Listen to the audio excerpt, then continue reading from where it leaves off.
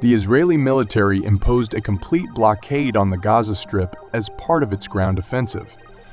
This blockade severely restricted the activities of the Hamas terrorist organization in the northern Gaza Strip.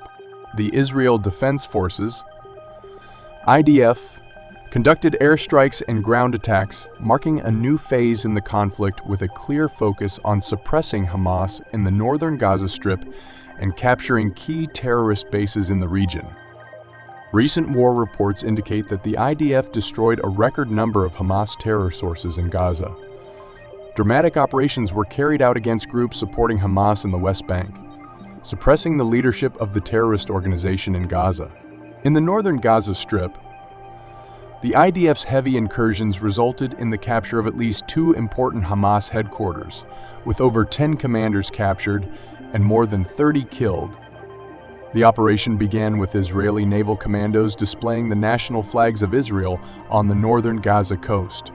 They took control of the coastal areas, and the IDF released impressive images of Israeli flags being raised in these areas. The reconnaissance operation, conducted by the Shin Bet, Israel's internal intelligence agency, identified several Hamas terrorist centers in the northern Gaza Strip. The IDF, with the information provided by Shin Bet, announced the invasion of a Hamas outpost and training camp in the northern Gaza Strip. Dozens of weapons were seized, and approximately 30 terrorists were killed. The IDF also raided the offices of Mohammed Sinir, the brother of the Hamas leader, and confiscated weapons and other equipment. In another operation, the IDF's 7th Armored Brigade, along with members of the Elite Combat Engineering Unit Yalan, invaded a Hamas outpost, seizing anti-aircraft missile systems, drones, rocket launchers, technological equipment, and intelligence documents. This critical operation allowed the IDF to take control of the 3rd outpost, which served as the terrorist group's headquarters, destroying all these bases. The losses suffered by Hamas in these operations are described as unimaginable, extending beyond the outposts. The IDF reported that its ground forces killed several Hamas operatives, including Elite Commando Unit Nuco forces who participated in the October 7th massacre. Moussa, according to the IDF, was a Hamas terrorist commander who led the October attack on the Zikim base and another military post in the region. In recent days, he also led an attack against Israeli forces in the western Jabalia region. With this operation, Hamas lost another of its terrorist leaders. In addition to these 2 commanders, the IDF also reported the death of Muhammad Qut, the head of the so-called Hamas sniper unit in the northern Gaza Brigade. Qut's elimination deeply affected Hamas, but the IDF continued its operations against the so-called commanders and leadership of the terrorist organization. Today, it was revealed that in IDF offensive operations against the so-called leadership and commanders of Hamas, units of the Israeli Army's division killed 19 Hamas terrorists planning terrorist attacks. Israel's attacks on Hamas posts and bases didn't stop there. The most critical operation of the day occurred at a hotel on the Gaza coast. Strategic data revealed that Hamas had turned a coastal hotel into a terror center. This was a strategic outpost on the coastal side of the Elati field, northeast of Gaza City.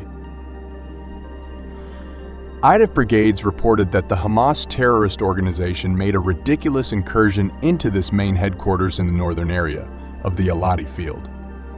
Operating from the Blue Beach Hotel on the northern Gaza's coast, the outpost served as the headquarters for Hamas militants in Elati. After 10 hours of preliminary preparations and initial attacks, the IDF broke through the Hamas outpost defenses.